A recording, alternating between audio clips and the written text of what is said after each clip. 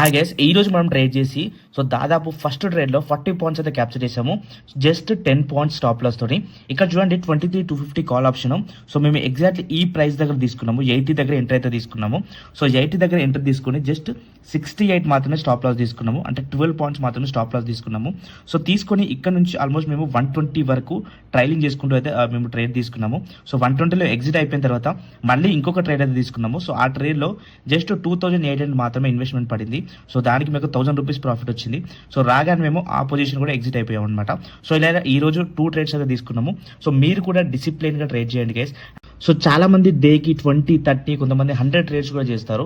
అలా చేస్తే మీకు వచ్చే ఛార్జెస్ తప్ప మీకు ప్రాఫిట్ అయితే ఏముండదు. ఇలా 2-3 పొజిషన్స్ తీసుకోండి. డైలీ క్లోజ్ చేయండి. చాలా బాగుంటుంది.